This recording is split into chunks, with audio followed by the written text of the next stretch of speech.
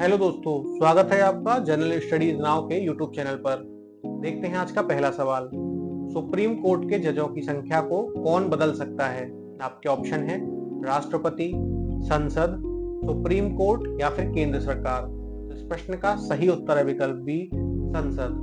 संसद को कानून बनाने का अधिकार है। संसद कानून द्वारा जजों की संख्या को भी बदल सकती है।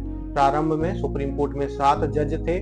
यह संख्या 1956 में 10, 1960 में 13, 1977 में 17 और 1985 में 25 हो गई। वर्तमान में यह संख्या 31 है। अगला प्रश्न है, कॉफीपोसा कानून किन अपराधों को नियंत्रित करने के लिए बनाया गया था? आपके ऑप्शन है आतंकी अपराध, आर्थिक अपराध, धार्मिक अपराध या फिर अंतरराष्ट्रीय अपराध। तो इस प्रश्न का सही उत्तर विकल्प बी, आर्थिक अपराध। कॉफीपोसा यानी कि conservation of foreign exchange and prevention of smuggling activities आर्थिक अपराधों को नियंत्रित करने के लिए बनाया गया था। इसे संसद द्वारा 13 दिसंबर 1974 को पारित किया गया था। इसका उद्देश्य विदेशी मुद्रा के संरक्षण एवं संवर्धन तथा तस्करी गतिविधियों की रोकथाम और उससे संबंधित मामलों के लिए निवारक निरोध का प्रावधान करना था। अगला प्रश्न है, पर्यावरणीय सुरक्षा अधिनियम कब पारित हुआ? आपके ऑप्शन है 1985, 1986, 1987 या फिर 1988। तो इस प्रश्न का सही उत्तर है विकल्प बी, 1986।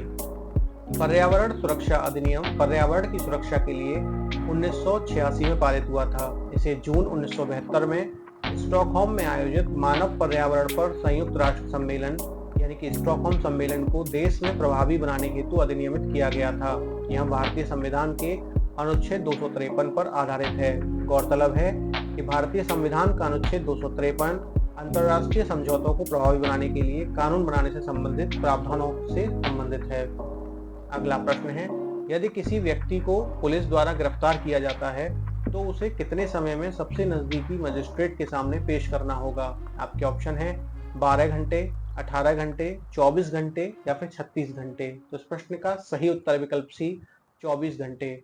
भारतीय संविधान के अनुच्छेद 22 के अनुसार किसी व्यक्ति को बिना कारण बताए गिरफ्तार नहीं किया जा सकता है। गिरफ्तार किए हुए व्यक्ति को 24 घंटे के अंदर नजदीकी मजिस्ट्रेट के सामने पेश करना होगा। प्रत्येक गिरफ्तार व्यक्ति को अपनी सुरक्षा के लिए वकील या फिर कानूनी सलाहकार लेने का अधिकार होगा। अगला प्रश्न है, भारत में कृषि राजस्व पर कर कौन लगा सकता है? आपके ऑप्शन है केंद्र सरकार, राज्य सरकार, केंद्र और राज्य सरकार या फिर इनमें से कोई नहीं। तो इस प्रश्न का सही उत्तर है विकल्प बी, राज्य सरकार।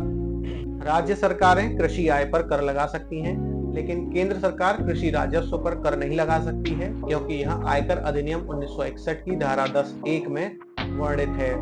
गौरतलब है कि भारत में कृषि राज्य सूची का विषय है। अगला प्रश्न है, निम्नलिखित में से कौन सी भाषा संविधान की 8वीं अनुसूची में नहीं है? आपके ऑप्शन है डोगरी, सिंधी, मणिपुरी या फिर राजस्थानी। तो इस प्रश्न का सही उत्तर विकल्प डी, राजस्थानी। भारतीय संविधान की 8वीं अनुसूची में निम्नलिखित भाषाएं शामिल हैं: असमिया, उड़िया, उर्दू, कन्नड़, कश्मीरी, कोंकणी, गुजराती, डोगरी, तमिल, तेलुगु, नेपाली, पंजाबी, बांग्ला, बोडो, मणिपुरी, मराठी, मलयालम, मैथिली, संथाली, संस्कृत, सिंधी और हिंदी। अगला प्रश्न है, 44वें संविधान संशोधन के बाद कौन सा मौलिक अधिकार हटा दिया गया? आपके ऑप्शन है संघ निर्माण का अधिकार, विचार एवं अभिव्यक्ति का अधिकार, संपत्ति का अधिकार या फिर भारत में कहीं भी भ्रमण का अधिकार। तो इस प्रश्न का सही उत्तर विकल्प सी, संपत्ति का अधिकार। संपत्ति के अधिकार को 1976 में 44वें संविधान संशोधन के तहत कानूनी अधिकार बनाया गया। इसमें अनुच्छेद 19(1)(f) और 31 को हटा दिया गया। हालांकि यह सुनिश्चित किया गया था कि मौलिक अधिकारों की सूची से संपत्ति को हटाने से अल्पसंख्यकों के अधिकार प्रभावित नहीं होंगे। अंतिम प्रश्न है, भारतीय संविधान में मौलिक कर्तव्य कब जोड़े गए? आपके ऑप्शन है 1974, 1976, 1978 या फिर 1980। तो इस प्रश्न का सही उत्तर है विकल्प बी, 1976। भारतीय संविधान के भाग 4 के तहत अनुच्छेद 51 क में मौलिक कर्तव्यों का प्रावधान किया गया है।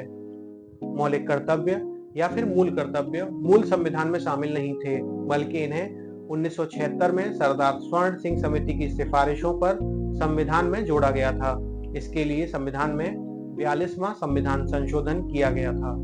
तो दोस्तों, आज के एपिसोड में इतना ही। मिलते हैं अगले एपिसोड में, तब तक के लिए धन्यवाद।